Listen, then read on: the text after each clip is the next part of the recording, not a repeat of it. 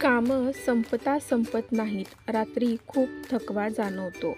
7 tricks वापरा, नेहमी टवटवीत आणि फ्रेश राहाल. हो फ्रेंड्स, आजच्या व्हिडिओमध्ये आपण ह्याच ट्रिक्स पाहणार आहोत. भाज्यांचे वाटण, मसाला किंवा आलं, लसूण, मिरची, कांद्याची पेस्ट आधीच बनवून ठेवा. त्यामुळे तुमचा वेळ वाचेल. कोफ्ता किंवा मंचुरियन बॉल्स वगैरे बनवताना ते मोकळे होतात. अशावेळी तुम्ही जी काही भाजी वापरायची आहे ती किसून घ्या. ती किसल्यावर लगेच त्यात मसाले घालू नका. त्याऐवजी त्यात मीठ घालून 15 मिनिटे ठेवा.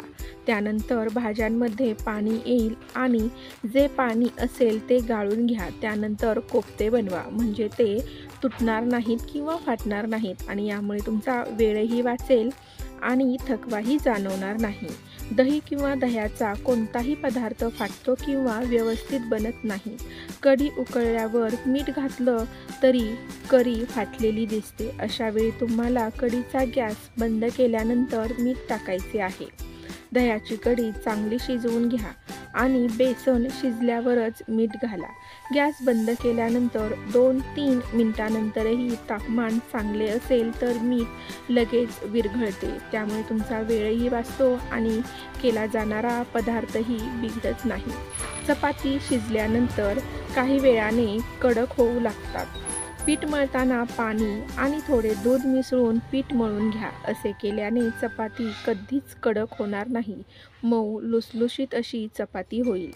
पुलाव किंवा बिर्याणी प्रेशर कुकरमध्ये बनवली तर अनेकदा तांदूळ चिटकून राहतो आणि फुलत नाही. कुकरमध्ये भाज्या परतून झाल्यावर त्यात तांदूळ घालून परतून घ्या आणि नंतर पाणी घाला. म्हणजे भात बघा छान सुटसुटीत मोकळा होतो, चिकट होत नाही.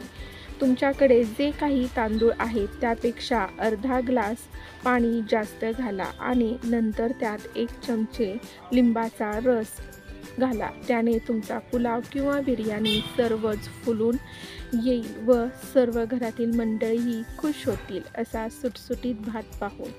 कुकरमधील तांदूळ जळला असेल तर त्याचा वास जाण्यासाठी प्लेटमध्ये भात काढून फॅनखाली 2 ते 3 मिनिटं ठेवून द्या. वास पूर्ण निघून जाईल.